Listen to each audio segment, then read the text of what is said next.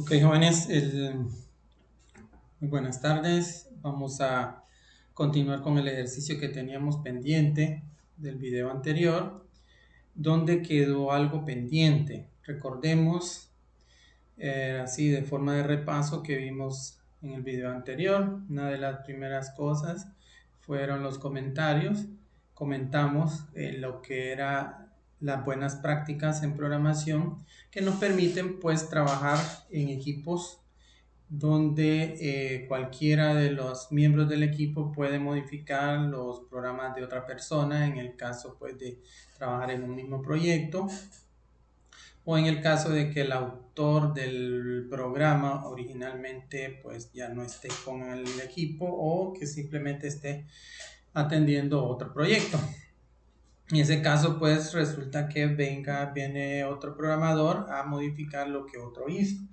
Entonces, para evitar y para optimizar el tiempo de esas personas, e inclusive las del mismo programador, que después de cierto tiempo olvida cómo trabajaba o qué es lo que hacía en programa, pues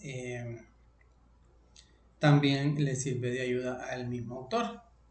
Entonces, una de las cosas era primero incluir al inicio del programa una breve descripción de lo que hace el programa, el autor, la fecha y la hora en que se desarrolla el programa. Podríamos también agregar, en el caso de que sea un programa que ya se ha modificado, ir llevando un récord aquí donde pudiéramos poner modificado entonces poner el nombre del programador. Entonces vamos a ponerle aquí otro programador, la fecha también y la hora de la modificación. Esto pues también, y la descripción de esa modificación. Eso también sería una buena práctica. Eso sería una buena práctica también para ir documentando lo que hace el programa. Entonces, también hablamos de de que íbamos a trabajar con el lenguaje de programación C++ y que ocupábamos estar utilizando esta librería que es la IOStream, ¿sí? Hablábamos también de utilizar espacios, líneas en blanco, espacios como al momento de hacer asignaciones o al momento de hacer operaciones, que utilizar los espacios para darle una mayor legibilidad al programa. También comentamos que al momento de ponerle nombre a las variables o a los identificadores, pues utilizamos identificadores significativos, es decir, nombres que me dijeran qué es lo que la variable está guardando. Entonces, podemos tener una idea mucho más clara de lo que hace el programa, e inclusive nos sirve para ir haciendo una documentación con los mismos nombres de variable. Entonces, también hablamos del momento de hacer las salidas, hablamos de la importancia de la ortografía, ¿sí? Aquí, por ejemplo, escribimos 4 líneas de salida en las que utilizamos, miren, aquí yo les estoy fallando. Necesitamos pues escribirle y darle una presentación de los resultados al usuario, y entonces esos mensajes pues deben de ir escritos de la forma correcta. Entonces, ¿cuál fue el problema que quedó pendiente en la última vez que tocamos este programa? Otra cosa que corregí era el programa de plantillas. Recuerden que yo había creado un programa de plantilla, o sea, con el propósito de escribir estas líneas, que íbamos a escribirlas siempre que utilizáramos un programa nuevo. Entonces lo volví a generar de tal manera pues que si necesito crear un nuevo programa, simplemente voy a File, le doy Save As y le pongo un nuevo nombre y empiezo a trabajar sobre esta plantilla que yo tengo acá. En este momento, pues lo que vamos a hacer es a modificar este programa, puesto que nos estaba dando un resultado incorrecto, ¿sí? Si recordamos, cuando nosotros ejecutábamos el programa al darle F6, entonces aquí nos está dando, al poner los acentos, las tildes, nos está dando un error. Bueno, tendríamos que averiguar pues cómo corregir eso. Pero el mayor error que está ocurriendo en este momento es el resultado de la división. Como vimos, aquí tenemos los dos enteros, entero 1, entero 2, que son los que se están dividiendo, entero 1 entre entero 2. Es decir, el resultado de la división esperada aquí es 1.25, pero el resultado me está dando 1 solamente. Yo voy a regresar esto, creo que es más amigable el carácter O que eso que imprimió aquí. Entonces, ¿qué sucede? Que solamente nos está imprimiendo un 1. Entonces, ¿por qué se da esto? Esto se está dando porque nuestras variables, las variables con las que estamos trabajando, son las dos de tipo entero. Y la división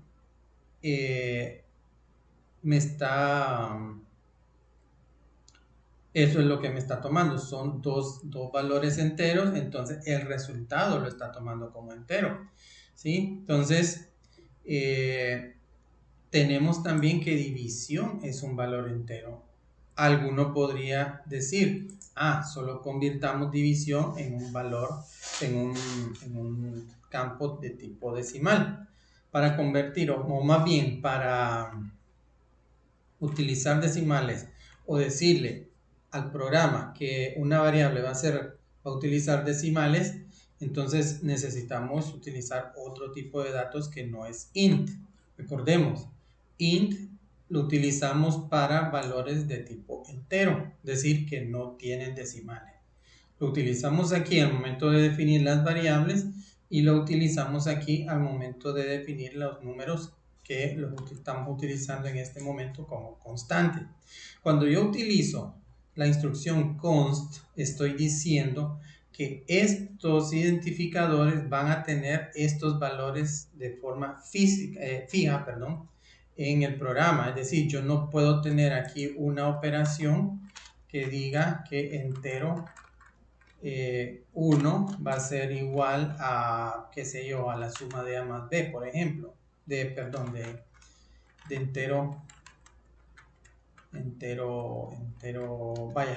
2, vaya, por cualquier cosa, por 5, por ejemplo. Entonces, ¿por qué? Porque me estaría dando un error. Miren, le estaría dando entero 1, ¿qué pasó aquí? Miren, aquí ya me está presentando el error.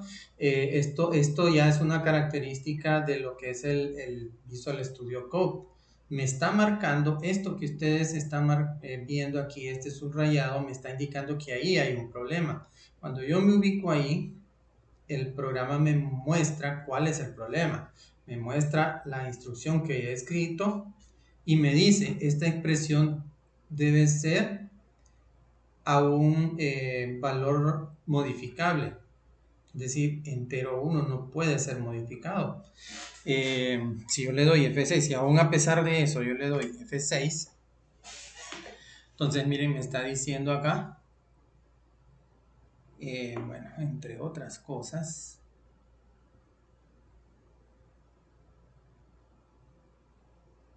¿qué pasó acá? Es igual a entero 2 por 5, dice, bueno, aquí dice assignment of read only variable, bueno, como se diga. Sí, me está dando Miren, me está diciendo operaciones básicas .cpp, que es el programa con el que estoy trabajando, en la línea 30. En la línea 30, que es esta, miren, es donde me marcó el error. Me está diciendo que el error es que se está haciendo una asignación a una variable que es solamente solo de lectura, que es entero 1. No puedo hacer esto porque yo aquí he asignado entero 1 como una constante, como algo que no voy a modificar. Por eso me está dando este error. ¿Sí? De esa manera me aseguro pues de que ese valor pues no se cambie. Entonces, miren, ya corregí, ya me desaparece el error. Entonces ustedes van a decir, bueno, entonces ¿cómo hago para que, vamos a correrlo nuevamente, este valor de división me aparezca con los decimales? Ah, bueno, podría decir alguien, solamente vamos a convertir división en un valor que acepte decimales. ¿Cómo hacemos eso? Bueno, tengo dos tipos de datos que me permiten decimales. Uno es el float, ¿sí? Y aquí necesitamos terminar la instrucción con punto y coma. Recordemos también que C++ es un programa un lenguaje donde a cada instrucción debe terminar con un punto y coma. Otra buena costumbre es la de buena práctica, es la de poner una instrucción en cada línea para hacerlo más legible. Entonces, aquí por ejemplo ya convertimos división en un tipo de dato float, que es un tipo de dato que me permite decimales, ¿sí? Pero ¿qué sucede? Si yo vuelvo a ejecutar el programa, me sigue dando el mismo error. Es decir, me está dando 1 y no me da el valor completo. Entonces, ¿por qué se da esto? Porque los dos valores, entero 1 y entero 2, los dos son enteros. ¿Sí? Entonces, por tanto, solamente voy a decir, como no es lo que yo estoy o espero o que quiero que se haga, entonces vamos a tener que convertir uno de estos valores o los dos en valores de tipo también decimal. ¿Sí? Entonces, eso lo podemos hacer también de esta forma, const entero 2, perdón, pero ya vamos a utilizar el tipo float, ¿sí? Y aquí punto y coma. Ya hay uno de los valores que es de tipo float. Ya cuando hago la ejecución del programa, ya podemos ver acá que tenemos el 1.25. Es decir, hay que tener un poco de cuidado al momento de obtener estos resultados o de querer tener estos resultados. Posiblemente en algunas ocasiones yo voy a querer solamente la parte entera. Podría ser. Pero en otras ocasiones voy a necesitar ver todo el número, todo el decimal. Entonces, como les decía, este es un tipo que me permite utilizar decimales. Está el float, pero también está el tipo double. Si yo cambio aquí a double, ese es un tipo de dato que también me permite utilizar decimales. ¿Sí? Double. Ahí está. Entonces, si yo lo ejecuto, entonces miren, me está dando el mismo resultado. ¿Cuál es la diferencia entre el double y el float? Bueno, aquí tengo una tabla que quiero mostrarles en donde están los diferentes tipos de datos que puede manejar C++. Los que están en verde son llamados datos primitivos, porque son, como quien dice, los principales, ¿sí? Podríamos también aquí utilizar el bool. El bool es un tipo de datos que solamente me permite utilizar ceros y unos. Es un tipo de datos, se le llama lógico, booleano, porque los valores solamente pueden tomar uno de dos valores, que es 0 y 1. ¿Sí? Está el tipo de dato char, que char pues vamos a utilizarlo para caracteres, es decir, un carácter. Si se fijan, aquí aparece el tamaño el tamaño en bits de este tipo de dato. Aquí solamente podemos tener 8 bits, es decir, un byte. Lo mismo que el booleano, solamente que en el booleano solamente vamos a tener 0 y 1, nada más. Y aquí tenemos otras cosas sobre el char que, bueno, podemos profundizar eso más adelante. Miremos las partes enteras. Las partes enteras, utilizamos el in anteriormente. Y podemos ver aquí que este tipo de datos utiliza 32 bits para guardar los datos que nosotros le asignemos. Es decir, aquí tenemos un mínimo y un máximo, ¿sí? También podemos decirle si es un tipo de dato sin signo o si va a ser un tipo de dato pues más largo. Por ejemplo, long int, bueno, aquí tenemos el mismo rango, unsigned int y el long int, ¿verdad? Prácticamente tienen los mismos datos. No sé si esto será un error, habría que comprobarlo. La idea aquí, jóvenes, es el hecho de que lo que nosotros utilicemos va a afectar la cantidad de memoria que nosotros estemos utilizando. Si nosotros, por ejemplo, utilizamos valores tipo long int, entonces esto es lo que se va a estar guardando. Entonces, y hay datos que no lo requieren. Por ejemplo, si nosotros utilizamos valores, un campo donde vamos a estar guardando valores de, qué sé yo, en el rango de los 100.000 en adelante, aunque sean enteros, nosotros no podríamos utilizar un short int y tampoco un unsigned short int. ¿Qué es un unsigned? Unsigned es que no tiene signo, ¿sí? Entonces podemos tener de 0 a 65.000. Podemos también pensar en datos que, por ejemplo, nunca van a ser negativos. Vaya, por ejemplo,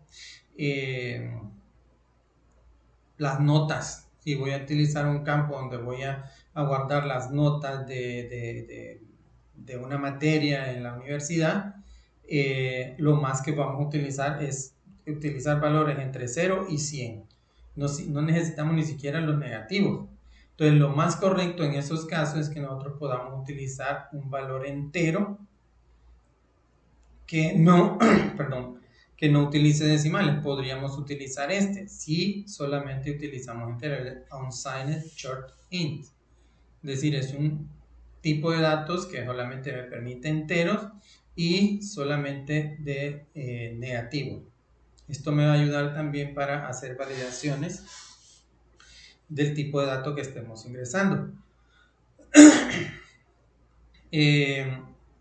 Igual con el double y el float. El double y el float, miren, aquí cada uno de ellos tiene 64 bits y otro tiene 32 bits para guardar los valores. Son valores aquí, miren, inmensos, son grandes, permiten hasta, esto significa e a la menos 38, si recuerdan. Esto es multiplicar este número por 10 a la menos 38, es decir, esto es un número decimal bien pequeño, bien pequeño. Y esto es también un número decimal, es decir, podemos llegar hasta 3.4282 por 10 a la 38, es decir, multiplicar ese número decimal que ustedes están viendo ahí por 10, por un número que es un 1 seguido de 38 ceros. Es inmenso, ¿sí? En este caso, pues, en el caso nuestro, como estamos trabajando con valores bastante pequeños, pues, perdón, el float nos puede ayudar. En alguna fuente, pues, encontré que podemos tener hasta 7 decimales con el float y con el double hasta 15 dígitos decimales. ¿Sí? Entonces ahí va a depender. Ustedes tienen que analizar bien, por ejemplo, la cantidad si ustedes van a estar trabajando, qué sé yo, eh, en un supermercado, por ejemplo, posiblemente las cantidades que compre el usuario, el cliente, siempre van a ser positivas y nunca van a pasar, digamos, de 65,000, a menos de que sea una venta al por mayor. Son cosas que usted va a tener que verlas al momento de trabajar. Y estoy pensando no en los problemas que vamos a hacer nosotros en clase. Posiblemente los problemas de clase no nos requieran tantos dígitos, pero sí al momento de ir a la realidad, es decir, allá en la empresa en la que usted trabaje, tenga que hacer estos análisis para asignar el tamaño correcto a sus variables, para que no quede corto, especialmente por eso, para que no quede corto. Pero tampoco abusar, que lo voy a poner todo double, ¿verdad? O long double, que es un número que es grandísimo, porque eso va a influir también en el tiempo de proceso y en la cantidad de almacenamiento, ¿sí? Entonces, ese es el análisis que ustedes deben de tener siempre que trabajen con los tipos de datos, que asignen los tipos de datos. C++ es un programa, es un lenguaje que es bien estricto con los tipos de datos, ¿sí? Entonces, en este caso, pues miremos, ya aquí ya hemos resuelto el problema de la división entre los dos enteros, ¿sí? Entonces, podemos entonces decir que este programa pues ya hace lo que nosotros queremos. Aquí yo le voy a agregar para que quede un poco más claro, voy a ponerle un en L. ¿Para qué le pongo ese en L? Este en L, recuerden que es un espacio en blanco, que se lo pongo más que todo por claridad, para que me parezcan separados aquí, ya van a ver, F6. Y ahí está, bien. Entonces, es más, para hacerlo más explícito, podemos poner algo así también, pensando en el usuario. El resultado de las operaciones es, entonces, y presentamos los datos. Necesitamos escribirlo así. Entonces, miremos la salida, el cout. Para hacer un cout tengo que especificar qué es lo que yo quiero imprimir y cómo lo imprimo. Aquí inclusive puedo ponerle, para que se vea una sangría, espacios ahí. Puedo hacerlo también en esta parte de acá, para que aparezcan alineados.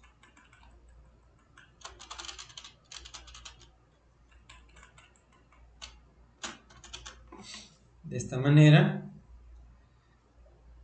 Y pues vamos a tener una mejor presentación acá. Vamos a ponerle aquí otro, aquí arriba,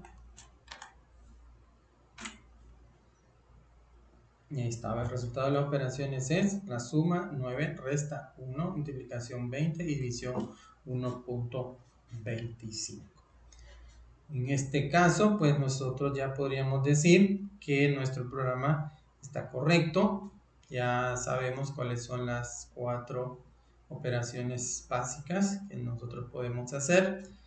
Y hemos pues modificado un poquito la salida para que se vea un poquito más atractiva para el usuario aquí. Entonces, también pues vimos lo que son los tipos de datos y lo importante que es poder hacer las asignaciones correctas de estos datos. Lo vamos a dejar hasta ahí por hoy. Nos vemos en en la siguiente clase y espero pues que